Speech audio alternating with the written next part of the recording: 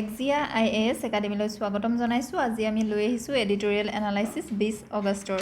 এডিটোৰিয়েল এনালাইচিছবোৰে আমাক civil service এক্সামিনেশ্যনৰ prelims mains আৰু ইণ্টাৰভিউত directly আৰু ইনডাইৰেক্টলি সহায় কৰে। আমি অনলাইন যোগে এটা ব্ৰিফ এনালাইচিছে লৈ আহোঁ। আপোনালোকে যদি ডিটেইলছত জানিব বিচাৰে তেন্তে আমাৰ ক্লাছৰুমত জইন কৰিব, কিয়নো বৰ্তমান আমাৰ APSC আৰু UPSC ফাউণ্ডেশ্যনেল বেটছৰ এডমিশ্যন অপেন হৈ আছে, য'ত আপোনালোকে পাব ইণ্টিগ্ৰেটেড এপ্ৰ'চত প্ৰিলিমছ মেইনছ আৰু interview preparation, expert faculty guidance, সম্পূৰ্ণ সিলেবাস কভাৰ কৰা হয়, 24/7 লাইব্ৰেৰী ফেচিলিটি আৰু উইকলি মক টেষ্ট কণ্ডাক্ট কৰা হয়। গতিকে পলম নকৰি যোগাযোগ কৰিব আমাৰ এই স্ক্ৰীনত ডিছপ্লে কৰা ফোন নম্বৰটোত। আজি আমাৰ প্ৰথম আৰ্টিকলটো হৈছে বেয়ণ্ড প্ৰটেষ্ট। এই আৰ্টিকলটোত অথৰগৰাকীয়ে আৰ্গিউ কৰিছে যে প্ৰটেষ্টটো এছেঞ্চিয়েল পাৰ্ট হয়। প্ৰটেষ্ট কৈছে যে এছেঞ্চিয়েল পাৰ্ট হয়। এছেঞ্চিয়েল পাৰ্ট কাৰ? ডেমক্ৰেচিৰ। কিন্তু অকল প্ৰটেষ্ট কৰিলে ইয়াৰ দ্বাৰা কি নহয়, মিনিংফুল নহয় বা ছ'চিয়েল আৰু পলিটিকেল চেঞ্জ নহয় বুলি কৈছে। পলিটিকেল চেঞ্জ অনলি প্ৰটেষ্টৰ দ্বাৰা নহয় বুলি অথৰগৰাকীয়ে কৈছে। এটা ছাকচেছফুল মুভমেণ্ট চলাবলৈ হ'লে প্ৰটেষ্টতকৈ আৰু বেছি কাম কৰিব লাগিব। এংগাৰক বাদ দি ইয়াতে কি কৰিব লাগিব? ছাকচেছফুল মুভমেণ্টৰ কাৰণে অৰ্গেনাইজেশ্যন বিল্ড কৰিব লাগিব। Organisation, political imagination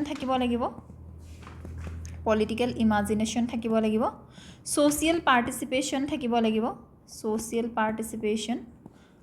constructive alternative দিব পাৰিব লাগিব, আৰু লগতে ডেমক্ৰেটিক ইনষ্টিটিউশ্যনক ষ্ট্ৰং কৰিব লাগিব। এতিয়া অকল প্ৰটেষ্ট কৰি সামাজিক বা ৰাজনীতিটো কি কৰিব পৰা নাযায়? চেঞ্জ কৰিব পৰা নাযায়। প্ৰটেষ্টে যি এক্সিষ্টিং ছিষ্টেম হয় সেইটোক চেলেঞ্জ কৰিব পাৰে, কিন্তু ট্ৰান্সফৰ্মেশ্যনটো আনিবৰ কাৰণে অল্টাৰনেটিভ প্ৰভাইড কৰিব লাগিব বুলি কৈছে। এতিয়া প্ৰটেষ্টটো কিয় ইম্পৰ্টেণ্ট হয়? প্ৰটেষ্টটো ইম্পৰ্টেণ্ট হয় কাৰণ চিটিজেনৰ ওচৰত কি আছে? ৰাইট আছে। ইভেন কেতিয়াবা এইটোক ৰেছপনচিবিলিটি বুলিও ক'ব পাৰি বুলি কৈছে। ৰেছপনচিবিলিটি কুৱেশ্যন কৰা যিসকল পাৱাৰত থাকে তেওঁলোকক। এতিয়া প্ৰটেষ্টৰ দ্বাৰা কি কৰিব পাৰি?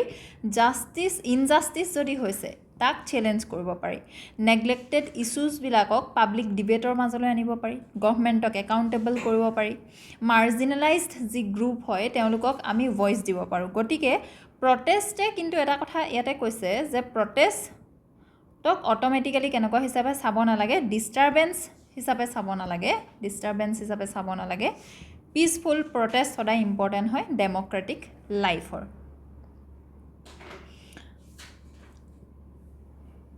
এতিয়া আৰ্টিকলটোত কি কৈছে? গভৰ্ণমেণ্টক অপ'জ কৰাটো বা পলিচি বা ইনষ্টিটিউশ্যন এটাক অপ'জ কৰাটো অনলি ফাৰ্ষ্ট ষ্টেপ হয়।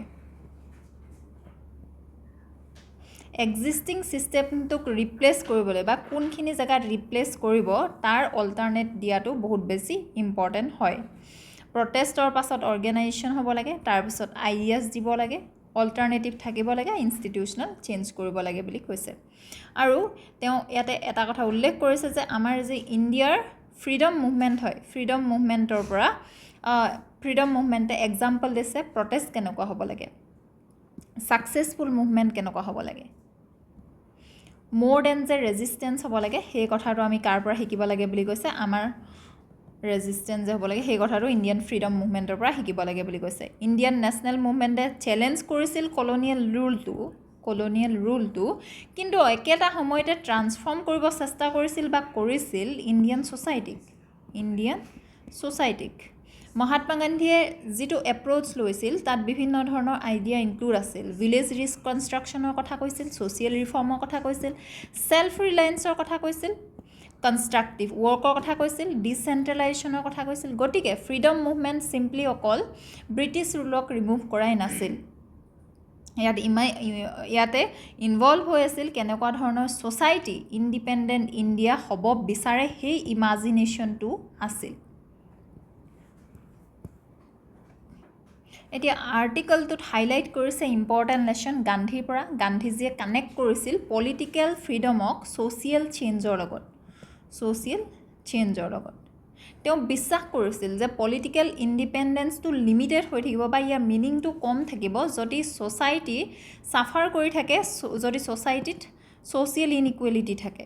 social inequality থাকে, untouchability যদি থাকে, exploitation যদি থাকে, poverty যদি থাকে, গতিকে political movement-ত address কৰিব লাগে social আৰু cultural problem-বিলাকো। এতিয়া কেম্পাছ প্ৰটেষ্ট যিবোৰ হয় অট'মেটিকেলি নেশ্যনেল মুভমেণ্ট নহয় বুলি ইয়াতে অথৰগৰাকীয়ে উল্লেখ কৰিছে। তেওঁ কৈছে যে মুভমেণ্ট হয়তো ইউনিভাৰ্চিটি কেম্পাছত ষ্টাৰ্ট হ'ব পাৰে, মিডিয়া এটেনশ্যন পাব পাৰে, অট'মেটিকেলি ই কিন্তু নেশ্যনেল ছ'চিয়েল মুভমেণ্ট নহয়। নেশ্যনেলি ছিগনিফিকেণ্ট হ'বৰ কাৰণে এটা মুভমেণ্টক কানেক্ট কৰিব লাগিব ডিফাৰেণ্ট ছেকশ্যনছ অফ ছ'চাইটিৰ লগত, যেনেকৈ আমাৰ স্বাধীনতাৰ সময়ত কৰা গৈছিল, ফাৰ্মাৰ্ছৰ লগত স্বাধীনতাৰ মুভমেণ্টৰ সময়ত যিটো কৰা গৈছিল, বা ৱৰ্কাৰ্ছৰ লগত, উইমেনৰ লগত, মাইনৰিটি, মিডল ক্লাছ, এই সকলো ছ'চাইটিৰ লগত কি থাকিব লাগিব, কানেক্ট থাকিব লাগিব। এতিয়া ইণ্ডিয়াৰ যিটো ছ'চিয়েল ডাইভাৰ্চিটি সেইটোক বুজি পোৱাটো এছেঞ্চিয়েল হয়। ডিফাৰেণ্ট গ্ৰুপছৰ ডিফাৰেণ্ট প্ৰায়ৰিটিজ আছে, ইকনমিক ইণ্টাৰেষ্ট ডিফাৰেণ্ট হয়, ছ'চিয়েল এক্সপিৰিয়েঞ্চ ডিফাৰেণ্ট হয়, কালচাৰেল ট্ৰেডিশ্যন ডিফাৰেণ্ট হয়। গতিকে ছাকচেছফুল নেশ্যনেল মুভমেণ্টত ডিফাৰেণ্ট গ্ৰুপছক একেলগে আনিব পাৰিব লাগিব, ওৱান ছেকশ্যন এটাৰ কথা অকল ক'লে নহ'ব। এতিয়া পলিটিকেল ইমাজিনেশ্যন এটা থাকিব লাগিব প্ৰটেষ্টত। ইম্পৰ্টেণ্ট আইডিয়া হয় আৰ্টিকলটোৰ পলিটিকেল ইমাজিনেশ্যন, যে কেনেকুৱা ধৰণৰ ছ'চাইটি বা কেনেকুৱা ধৰণৰ কাণ্ট্ৰি আমি ডেভেলপ কৰিব বিচাৰোঁ। সেই মুভমেণ্টটোত কেনেকুৱা ধৰণৰ আইডিয়াই ঠাই পাব লাগিব, যেনেকৈ জাষ্টিছৰ কথা থাকিব লাগিব, ইকুৱেলিটিৰ কথা, ইকনমিক অপৰচুনিটিৰ কথা, এনভাইৰনমেণ্ট প্ৰটেকশ্যনৰ কথা, চিটিজেন পাৰ্টিচিপেশ্যনৰ কথা। ভিজন এটা নোহোৱাকৈ প্ৰটেষ্টবিলাক সদায় ৰিয়েক্টিভ থাকে আৰু টেম্পৰেৰী থাকে। ভাইলেঞ্চটো কেতিয়াও চলিউশ্যন নহয়। আৰু ইয়াতে কৈছে যে 21st চেঞ্চুৰীৰ চেলেঞ্জেছবিলাক বেলেগ হয়, চেলেঞ্জেছ বেলেগ হয়। এতিয়া বৰ্তমানৰ যিটো জেনেৰেশ্যন তেওঁলোকে ফেচ কৰিছে ডিফাৰেণ্ট প্ৰব্লেমছ। আৰ্লিয়াৰ জেনেৰেশ্যনে সেইবোৰ প্ৰব্লেম ফেচ কৰা নাছিল, যেনেকৈ গ্ল'বেলাইজেশ্যন আছে, এতিয়া artificial intelligence, climate change, insecure employment, environmental insecurity etcetera. গতিকে য়ং লোকসকলে এতিয়া নতুন পলিটিকেল আইডিয়াছবিলাক আনিব লাগিব যিটো শ্বুট কৰে বৰ্তমান 21st চেঞ্চুৰীটো। চিম্পলি লেংগুৱেজ আৰু মেথডবিলাক যদি ৰিপিট কৰা যায় আগৰ পলিটিকেল মুভমেণ্টৰ, সেইটো ইনাফ নহয় বুলি কৈছে। বৰ্তমানৰ মুভমেণ্টটোক এতিয়া ব্ৰডাৰ কৰিব লাগে।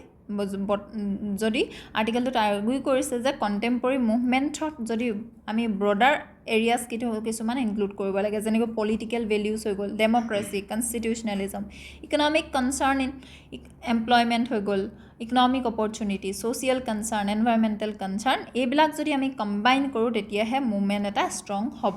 এতিয়া ইনষ্টিটিউশ্যনৰ ৰ'লটো খুব ইম্পৰ্টেণ্ট হয়। ইনষ্টিটিউশ্যন এতিয়া প্ৰটেষ্ট কৰি ছাকচেছফুলো যদি কোনোবা হয় বা গভৰ্ণমেণ্টক যদি চেঞ্জো কৰিব পাৰিছে, পলিচি চেঞ্জ কৰিব পাৰে, কিন্তু ইনষ্টিটিউশ্যনবিলাকক ষ্ট্ৰং কৰাটোহে মেইন মটিভ হ'ব লাগে। ডেম'ক্ৰেচিক কেনেকৈ ষ্ট্ৰেংথেন কৰোঁ, চিটিজেনৰ পাৰ্টিচিপেশ্যন কেনেকৈ বঢ়াওঁ, তাৰ ওপৰতহে গুৰুত্ব দিব লাগে। ট্ৰান্সফৰ্ম টেম্পৰৰী প্ৰটেষ্ট ইনটু লং ডেম'ক্ৰেটিক চেঞ্জ তেতিয়াহে হ'ব, যে ইনষ্টিটিউশ্যন যেতিয়া খুব বেছি ষ্ট্ৰং হ'ব। এই আৰ্টিকলটোৰ সাৰাংশ ইমানেই আছিল। এতিয়া এই প্ৰত্যেকটো আৰ্টিকলৰ পাছতে কি টাৰ্মছ আৰু তাৰ কনচেপ্ট দিয়া থাকে, আৰু সময়ৰ অভাৱৰ বলত আমি এই প্ৰত্যেকটো কনচেপ্ট কভাৰ কৰিব নোৱাৰোঁ। ক্লাছৰুমত আমাৰ খুব ভালকৈ কভাৰ কৰা হয়। ইয়াৰ পিছত আমি হিষ্টৰিকেল ইভালুৱেশ্যন ৰাখোঁ। হিষ্টৰিকেল ইভালুৱেশ্যনটো যেতিয়া আমি জানো, সেই টপিকটোৰ বিষয়ে কেতিয়া কি হৈছিল ভালকৈ জানি ল'লে আমাৰ যিকোনো ধৰণৰ কুৱেশ্যন এড্ৰেছ কৰাত সুবিধা হয়। যেনেকৈ গান্ধীয়ান চিন্থেচিছ 15ৰ পৰা 1947লৈকে, national movement move beyond elite petitioner, sporadic revolutionary violence by building mass base morally discipline movement এটা তেওঁ কৰিছিল। যেনেকৈ চিভিল ডিজঅবিডিয়েঞ্চ হৈ গ'ল, নন কপাৰেশ্যন হৈ গ'ল, কুইট ইণ্ডিয়া হৈ গ'ল, পষ্ট ইণ্ডিপেণ্ডেঞ্চ ষ্টেট বিল্ডিং আৰু regional aspiration, early post colonial mobilisation operated within emerging constitutional framework, radical agrarian challenge আমি দেখিলোঁ 1960ৰ পৰা 80ৰ ভিতৰত, নাক্সালবাৰী আপৰাইজিং হ'ল, associated movement brought critical attention to rural exploitation, semi feudal agrarian relation, failure of initial land reform etcetera. JP movement দেখিলোঁ, democratic reclamation আমি 1974ৰ পৰা 77লৈকে দেখিলোঁ। Then decentralise right based activism আৰু কণ্টেম্পৰেৰী নেটৱৰ্ক মোবাইলাইজেশ্যনৰ 2010 চনৰ পৰা কি দেখিছোঁ, ইণ্ডিয়ান এগেইনষ্ট কৰাপশ্যন মুভমেণ্ট দেখিছোঁ, mass student protest, agrarian movement, ongoing gig worker organization illustrate কৰে the power of digital communication to mobilize public opinion. However, this movement continue to face challenges of translating protest momentum into lasting. গতিকে lasting হ'ব কাৰণে এটা মুভমেণ্টৰ বাট permanent তাৰ impact পৰিবৰ কাৰণে কি কৰিব লাগে সেইটো অথৰগৰাকী এই আৰ্টিকেলটোত লিখিছে। প্ৰত্যেকটো আৰ্টিকেলৰ পাছতে ফিলচফিকেল আৰু থিয়ৰিটিকেল ফাউণ্ডেশ্যন দিয়া থাকে যে অথৰগৰাকীয়ে কেনেকুৱা ধৰণৰ এটা মনোভাৱ লৈ বা কোনটো প্ৰিন্সিপাল বা ফিলচফিৰ লগত তেওঁ আৰ্টিকেলটো এলাইন কৰাইছে সেইটো আমাৰ ইয়াতে দিয়া থাকে। Gandhian Morrell philosophy continuity of means and এণ্ডছ। গান্ধীজীয়ে কি আৰ্গিউ কৰিছিল যে means chosen to achieve a political objective must match the moral quality of the end itself. Means আৰু end দুইটাই কি হ'ব লাগে দুইটাতে moral quality থাকিব লাগে। Violent বা deceitful method cannot produce just society. Constructive resistance requires self-discipline, satyagraha, moral persuasion and unyielding commitment to non-violence. গতিকে মুভমেণ্টবোৰ কেনেকুৱা হ'ব লাগে গান্ধীয়ান মৰেল ফিলচফি নিচিনা হ'ব লাগে। মাল্টি ডাইমেনশ্যনেল এনালাইচিছ আমাৰ মেনশ্যন কৰা থাকে যে ছ'চিয়েল ডাইমেনশ্যনত ইয়াৰ কেনেকুৱা ধৰণৰ প্ৰভাৱ পৰিব, পলিটিকেল ডাইমেনশ্যনত কি হ'ব পাৰে, লিগেল ডাইমেনশ্যনত কি হ'ব পাৰে। যেনেকৈ আমি পলিটিকেল ডাইমেনশ্যনত যদি চাওঁ একাউণ্টেবিলিটি ভাৰ্চেছ ডিষ্টেবিলাইজেশ্যন। এতিয়া ডিচেণ্ট যেতিয়া হয় যেতিয়া সমৰ্থন নকৰে ডিচেণ্ট যেতিয়া থাকিব serve as an essential check against executive unilateralism. However when movement dismiss legislative আৰু electoral process all together they risk undermining trust in the democratic system itself. ঠিক তেনেকুৱা ধৰণে ইকনমিক ডাইমেনশ্যনত structure reality development trade off international ডাইমেনশ্যনত comparative trajectory etcetera আমাৰ mention কৰা আছে। NCERT linkages UPSC syllabus এই general studies paper 1 general studies paper 2 আৰু 3 আৰু লগতে কোনটো টপিকৰ লগত ইয়াৰ এলাইন হৈ আছে আমাৰ মেনশ্যন কৰা আছে, লগতে এছেৰ টপিকো মেনশ্যন কৰা আছে। ৱে ফৰৱাৰ্ড PYQ। এইবাৰ আহিছোঁ আমাৰ নেক্সট আৰ্টিকেলটোলৈ। আমাৰ নেক্সট আৰ্টিকেলটো হৈছে technology sovereignty merit secure financing sources. এই আৰ্টিকেলটোত কাৰেণ্ট AI বুমৰ কথা আলোচনা কৰা হৈছে। কাৰেণ্ট আৰ্টিফিচিয়েল ইণ্টেলিজেঞ্চৰ যি বুম হৈছে ই ৰিলাই হৈ আছে বুলি কৈছে ৰিস্কি ফাইনেন্সিয়েল ছেটআপৰ লগত, আৰু ইয়াক চিমিলাৰ দেখা গৈছে কাৰ লগত, যি পাষ্ট ইকনমিক বাবলছ আছিল তাৰ লগত, ইকনমিক বাবলছৰ লগত বুলি কৈছে। এটা কৈছে যে হিষ্টৰী ৰিপিট ইটছেল্ফ বুলি কৈছে। ৰেলৱে পেৰেলেলৰ কথা মেনশ্যন কৰা গৈছে। আগতে এতিয়া কৈছে যে big technology breakthrough creates wild spending craze এটা ক্ৰিয়েট কৰে প্ৰত্যেক ডাঙৰ টেকন'লজি ব্ৰেক থ্ৰু যেতিয়া হয়। যেনেকৈ 1847ত ৰেলৱে মেনুৱেয়াৰ কথা কোৱা গৈছে, ৰেলৱে মেনিয়া, য'ত নেকি লোকসকলে বহুত পইচা ইনভেষ্ট কৰিছিল বিল্ড কৰিবৰ কাৰণে far more train tracks than actually needed. Train tracks বেছি আছিল যিমান প্ৰয়োজন আছিল তাতকৈ। ইনভেষ্টৰ্ছসকলক এতিয়া কি কৰা গৈছে থ্ৰ' কৰা দেখা গৈছে massive amount of money AI data centre আৰু চিপছত। আৰ্টিফিচিয়েল ডিমাণ্ড এণ্ড ফাইনেন্সিয়েল লুপছৰ কথা ইয়াতে কোৱা গৈছে। AI হাৰ্ডৱেৰ যেনেকৈ GPU ছাৰ্ভাৰ ডাটা চেণ্টাৰ্ছ ৰিডিকুলাছলি কি কৈছে বহুত বেছি এক্সপেঞ্চিভ হয় বুলি কৈছে। কষ্ট কৰে millions to billions of dollars. কিন্তু একচুৱেল পেয়িং কাষ্টমাৰ্ছ কিহৰ কাৰণে AI কাৰণে আৰ নট জেনেৰেটিং বুলি কৈছে ইনাফ মানি, পইচা কিন্তু ইমান জেনেৰেট কৰিব পৰা নাই। এতিয়াও জাষ্টিফাই হ'ব আছে মেচিভ কষ্ট বা ইনভেষ্টমেণ্ট যিমান কৰিছে। এতিয়া এক্সপেঞ্চিভ হাৰ্ডৱেৰ কিনিবৰ কাৰণে কোম্পেনীজবিলাকে কি কৰিছে ইউজ কৰিছে কমপ্লেক্স ফাইনেন্সিয়েল ট্ৰিক্স, যেনেকৈ মানি বৰ কৰিছে স্পেচিয়েল ইনভেষ্টমেণ্ট ভেহিকলৰ দ্বাৰা বা ট্ৰেডিং ইকুইটিৰ দ্বাৰা নিজৰ মাজতে। এতিয়া কি কৰিছে পেপাৰত প্ৰফিটটো বহুত বেছি হিউজ দেখা গৈছে, কিন্তু কি হৈছে ৰিয়েল যিটো কেছ হয় সেইটো কিন্তু একচুৱেল কাষ্টমাৰৰ পৰা অহা নাই, বা এইটো পেপাৰত যিমান প্ৰফিট দেখা গৈছে সিমান প্ৰফিট হোৱা দেখা নাই। হিডেন ছিষ্টেমিক ৰিস্ক এটা কথা ইয়াতে মেনশ্যন কৰিছে আৰ্টিকেলটোৱে। কাৰণ AI হাৰ্ডৱেৰবিলাক কেনেকুৱা হয় নতুন হয় আৰু ডিজিটেল হয়। এই বাইপাছ কৰে বহুত ষ্ট্ৰিক্ট ফাইনেন্সিয়েল ছেফগাৰ্ড ৰেগুলেশ্যন এইটোৱে কিহত বাইপাছ কৰিছেও বিশেষকৈ 2008 চনৰ ফাইনেন্সিয়েল ক্ৰাইচিছ গতিকে ইয়াতে এই ছিষ্টেমটো কি বুলি কৈছে টাইটলি কানেক্ট হৈ আছে বুলি কৈছে যদি ফিউ আৰ্টিফিচিয়েল ইণ্টেলিজেঞ্চৰ ষ্টাৰ্টআপ ফেইল হয় বা চিপছবিলাক অবছলেট হৈ যায় বহুত সোনকালে এইটোৱে কি কৰিব ৰিজাল্ট কৰিব ডেপ্ট ডিফল্টৰ যিটো কুইকলি স্প্ৰেড হ'ব আৰু ডেমেজ কৰিব পেঞ্চন ফাণ্ড প্ৰাইভেট ইনভেষ্টৰছক ই ডেমেজ কৰিব এতিয়া সলিউশ্যনটো কি কৈছে ইয়াতে সলিউশ্যনটো অথৰকেইগৰাকীয়ে কৈছে যে গভৰ্ণমেণ্ট বেকড ফাণ্ডিং প্ৰাইভেট ইনভেষ্টৰে যিহেতু কুইক ৰিটাৰ্ণ বিচাৰে কিন্তু ট্ৰু চাইণ্টিফিক ডিস্কভাৰীৰ কাৰণে কি লাগে লং টাইম লাগে গতিকে এচিভ কৰিবৰ কাৰণে ট্ৰু টেকনলজিকেল ইণ্ডিপেণ্ডেঞ্চ কাণ্ট্ৰিজবিলাকে অকল ৰিস্কি প্ৰাইভেট ডেপ্টৰ ওপৰত কি কৰিব নালাগে ডিপেণ্ড কৰিব নালাগে ইনষ্টিড গভৰ্ণমেণ্টে এতিয়া কি কৰিব লাগিব ষ্টেপ ল'ব লাগিব কিহৰ দ্বাৰা ষ্টেবল লং টাৰ্ম পাব্লিক ফাণ্ড দিব লাগিব যাক নেকি পেচেণ্ট কেপিটেল বুলিও কৈছে বিল কৰিবৰ কাৰণে নেশ্যনেল কম্পিউটিং পাৱাৰ আৰু পটেঞ্চিয়েল ক্ৰিটিকেল ৰিচাৰ্চৰ কাৰণে এতিয়া সেইটো এই আৰ্টিকলটোত মেনশ্যন আছিল এতিয়া আমাৰ ইয়াৰ হিষ্টৰিকেল ইভালুৱেশ্যনটো মেনশ্যন কৰা আছে classical era of infrastructure exuberance ইয়াতে 1847ত ৰেলৱে ক্ৰাইচিছ হৈছিল ব্ৰিটিছ পাৰ্লিয়ামেণ্ট অথৰাইজ কৰিছিল thousands of miles of rail line financial কিহৰ দ্বাৰা কৰিছিল ফাইনেন্স ৰিটেইল স্ক্ৰিপ্ট ট্ৰেডিঙৰ দ্বাৰা কৰিছিল colonial infrastructure in India colonial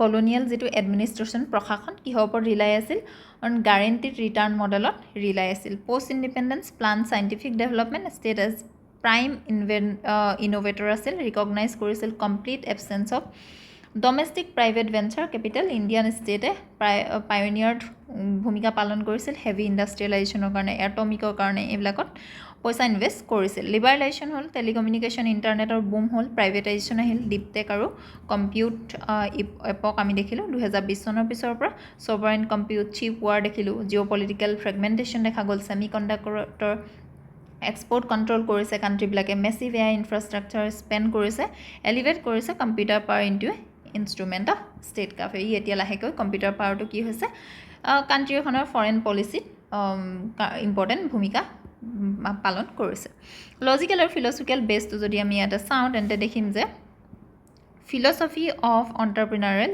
state foundational breakthrough যদি হয় from internet to GPS to basic semi conductor physics historically originated not from short-term venture capital but from mission-oriented state funding willing to absorb high uncertainty গতিকে ইয়াতে অথৰকেইগৰাকীয়ে ছাজেশ্যনো কৰিছে state funding হ'ব লাগে বুলি মাল্টিডাইমেনশ্যনেল এনালাইচিছত যদি চাওঁ ছ'চিয়েল ক্ষেত্ৰত ছ'চাইটিৰ ক্ষেত্ৰত ডিজিটেল ডিভাইড আৰু ৰিচোৰ্চ ডিভিজন হ'ব পাৰে ডাইভাৰ্চন হ'ব পাৰে high cost speculative compute concentrate কৰিব ডেভেলপমেণ্ট কাৰ এলিট কমাৰ্চিয়েল এপ্লিকেশ্যনৰ rather than foundational social sectors like vernacular education rural health care climate resilience threat of wide spread technological displacement হ'ব পাৰে without broad base productivity gain ঠিক তেনেকুৱা ধৰণে আমি যদি চাওঁ economic capital mis allocation and productivity paradox আহিব পাৰে NCERT লিংকেজেছ UPSC চিলেবাছ আমাৰ মেনশ্যন কৰা আছে GS পেপাৰ 1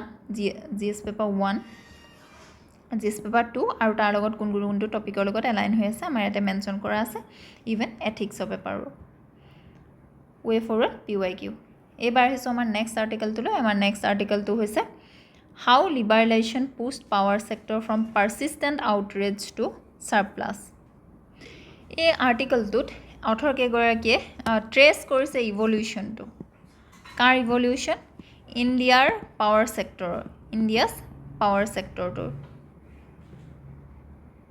আগতে কেনেকুৱা আছিল বুলি কৈছে ছেভিয়াৰ ক্ৰনিক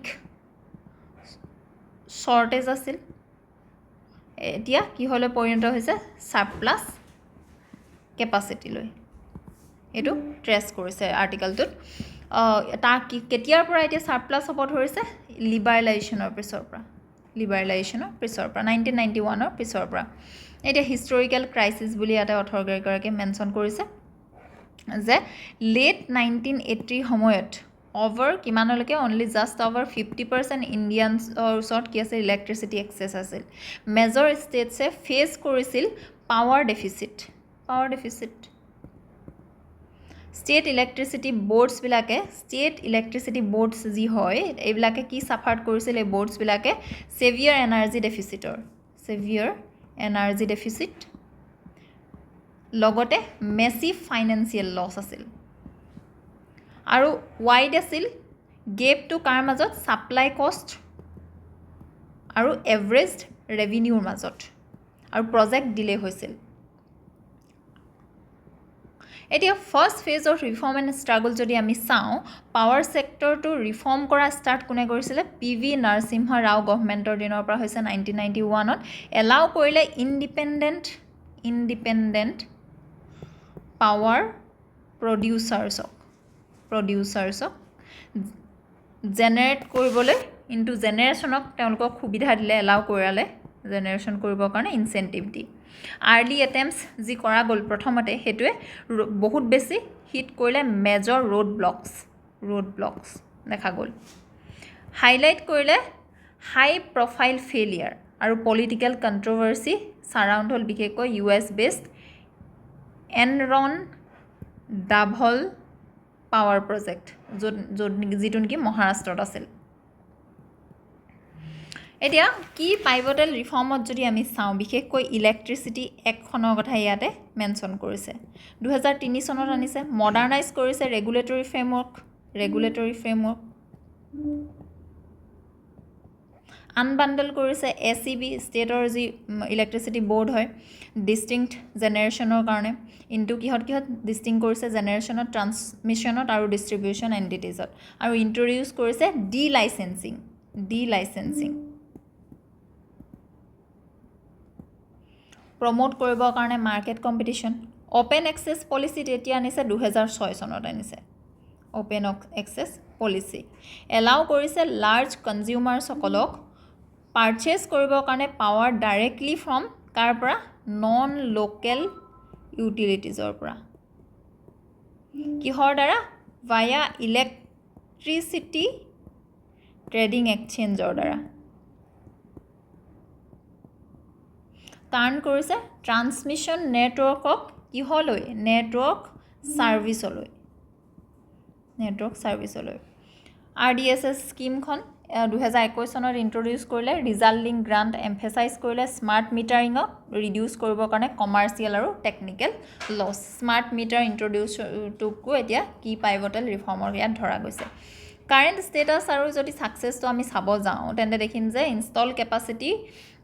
ইনষ্টল জেনেৰেশ্যনৰ কেপাচিটিটো ৰিচ কৰিছে অভাৰ 450 গিগাৱাট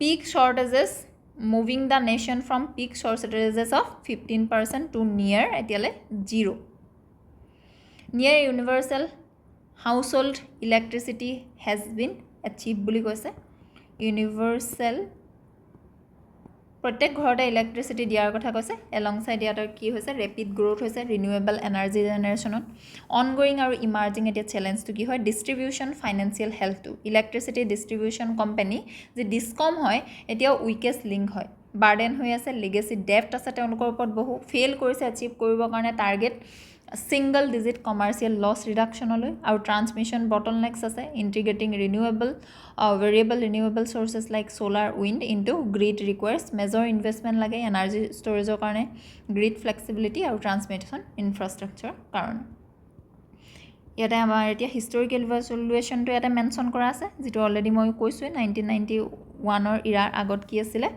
গভৰ্ণ বাই ইলেক্ট্ৰিচিটি এক্ট 1948 আৰু 1991ৰ পৰা 1996লৈকে ইকনমিক ৰিফৰ্ম হ'ল অপেন কৰিলে generation to private domestic foreign capital 1996ৰ পৰা আনবাণ্ডলিং এক্সপেৰিয়েঞ্চত pioneered by Orissa 1996 under world bank guidance states began restructuring SCB state electricity বৰ্ডক ইনটু ডিষ্টিং ফাংচনেল অপাৰেশ্যন 2003 চনৰ পিছৰ পৰা লেজিছলেটিভ টাৰ্ণিং পইণ্ট বুলি কৈছে ডিজাইন লাইচেঞ্চ হৈছে মেণ্ডেট কৰিছে non discriminatory open access formalise কৰিছে পাৱাৰ ট্ৰেডিঙো আৰু 2014 টু প্ৰেজেণ্ট ইউনিভাৰ্চেল এক্সেছ হৈছে আৰু ক্লিন এনাৰ্জি ট্ৰানজিশ্যন হৈছে এটা লজিকেল আৰু ফিল'চফিকেল বেছত যদি চাওঁ public utility versus commercial good policy ফ্ৰেমৱৰ্কটোত কি হৈছে balances electricity's role as a merit good essential কাৰ কাৰণে সামাজিক আৰু অৰ্থনৈতিক ইকুইটিৰ কাৰণে আণ্ডাৰ আৰ্টিকল 21 আমাৰ কনষ্টিটিউশ্যনৰ এইটো ফাণ্ডামেণ্টেল ৰাইট হয় with economic requirement that power utilities must operate on commercial principle ensure কৰিবৰ কাৰণে কেপিটেল ৰিইনভেষ্টমেণ্ট আৰু research efficiency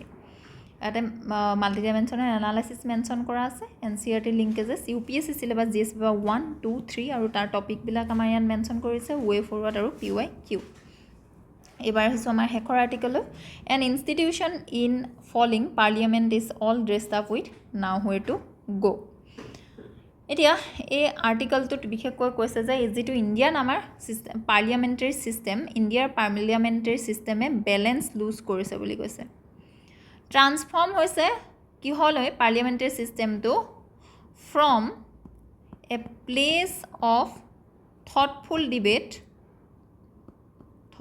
debate into stage for drama and কনফ্লিক্টলৈ পৰিণত হৈছে বুলি কৈছে এইটো কনফ্লিক্টলৈ শশীধৰ ডাঙৰীয়া এইটো আৰ্টিকল হয় কৈছে যে বৰ্তমানৰ ইণ্ডিয়াৰ পাৰ্লিয়ামেণ্টাৰী চিষ্টেমটো কিহলৈ পৰিণত হৈছে ড্ৰামা আৰু কনফ্লিক্টলৈ যিহেতু হেল্ডি ডেমক্ৰেচিৰ কাৰণে কিহৰ প্ৰয়োজন আছে বেলেঞ্চৰ প্ৰয়োজন আছে যিটো ৰুলিং গভৰ্ণমেণ্ট যি থাকিব তেওঁলোকে অপজিশ্যনক ক'বৰ কাৰণে সুবিধা দিব লাগিব পাৰ্লিয়ামেণ্টত আৰু অপজিশ্যনেও গভৰ্ণমেণ্টক গভৰ্ণ কৰিবৰ কাৰণে সুবিধা দিব লাগিব যেতিয়াই বেলেঞ্চটো ব্ৰেক হৈ যায় পাৰ্লিয়ামেণ্টে গুড লছ বনোৱা বা ডিবেট ভালকৈ কৰা এইবিলাক বস্তু কি হৈ যায় ডিটৰিয়েট হৈ যায় আৰু সেই পাৰ্লিয়ামেণ্টত কি হ'বলৈ ধৰে বিশেষকৈ ফাইট হ'ব ধৰে ৰেছপেক্ট লুজ কৰিছে বুলি কৈছে লিডাৰ্ছসকলে ইউজ কৰে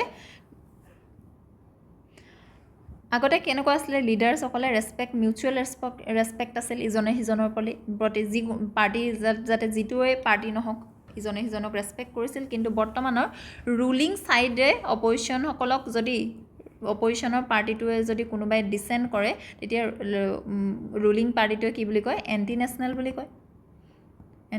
বুলি কয় আৰু অপজিশ্যন যি হয় অপজিশ্যন পাৰ্টিটোৱে আকৌ গভৰ্ণমেণ্টক কি বুলি কয় অথৰিটেৰিয়ান বুলি কয় গতিকে আগৰ যিটো ৰেছপেক্ট থকাৰ কালচাৰ আছিল সেই ৰেছপেক্টটো নাইকিয়া হৈছে বুলি কৈছে ডিছৰাপশ্যনক ৱেপন হিচাপে ব্যৱহাৰ কৰে কাৰণ ৰুলিং পাৱাৰ কি হয় তেওঁলোকে লিমিট কৰে ডিবেটৰ টাইমটো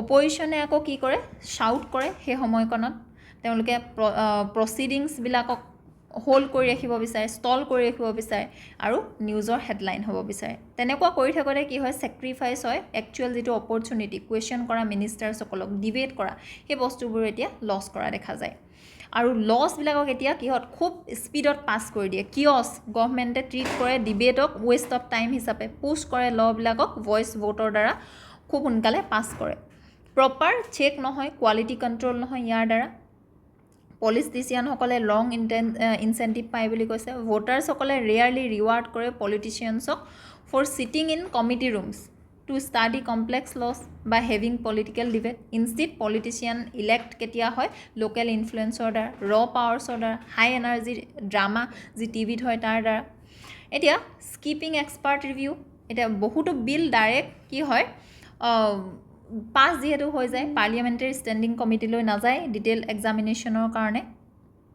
গতিকে কি হয় বিলবিলাক বা লবিলাক প'ৰলি ইমপ্লিমেণ্ট হৈছে বুলি কয় আৰু ডিবেট যেনেকৈ হ'ব লাগে সেই ডিবেট নোহোৱা হ'ল আৰু টাইমবোৰ ভালকৈ ইউজ কৰিব পৰা নাই বুলি ইয়াতে কৈছে গতিকে কৈছে যে ইনষ্টিটিউশ্যন ইন ফ্ৰী ফল এতিয়া এই আৰ্টিকলটোৰ ইয়াতে হিষ্টৰিকেল ইভালুৱেশ্যন আমাৰ মেনশ্যন কৰা আছে কলনিয়েল প্ৰেচিডেন্স কেনেকুৱা আছিল নেহৰুভিয়ান গল্ডেন এজ বুলি কৈছে তেনেকুৱা সময়ত ডিবেট হৈছিল ভালকৈ তেওঁলোকে সময়বোৰ ইউজ কৰিছিল ৰেছপেক্ট কৰিছিল এজনে সিজনক পিৰিয়ড অফ চেণ্ট্ৰেলাইজেশ্যন আৰু ডিফেকশ্যন কেতিয়াৰ পৰা ষ্টাৰ্ট হ'ল 67ৰ পৰা কলিনশ্যন এৰা আৰু কমিটি ৰিফৰ্ম হ'ব ধৰিলে আৰু কণ্টেম্পৰেৰী এৰা অফ এক্সিকিউটিভ এতিয়া এক্সিকিউটিভসকলৰ ডমিনেঞ্চ দেখা পোৱা যায় ইয়াতে মাল্টি ডাইমেনশ্যনেল এনালাইচিছ মেনশ্যন কৰা আছে NCERT linkages UPSC syllabus GS paper 1 GS paper 2 polity আৰু গভৰ্নেন্স পইণ্টৰ পৰাই ইম্পৰ্টেণ্ট হৈছে আৰু লগতে কোনটো টপিক হয় আমাৰ মেনশ্যন কৰা আছে আৰু এই সকলোবিলাক কনচেপ্ট আমাৰ ক্লাছৰুমত খুব ভালকৈ কভাৰ কৰা হয় গতিকে এডমিশ্যন কৰিব AXIA IAS একাডেমীৰ লগত আজিলৈ আমাৰ এডিটৰিয়েল এনালাইচিছ ইমানেই আছিল এনেকুৱা ধৰণৰ ভিডিঅ' চাই থাকিবৰ কাৰণে আপোনালোকে আমাৰ চেনেলটো ফ'ল' কৰিব শ্বেয়াৰ কৰিব ছাবস্ক্ৰাইব কৰিব ধন্যবাদ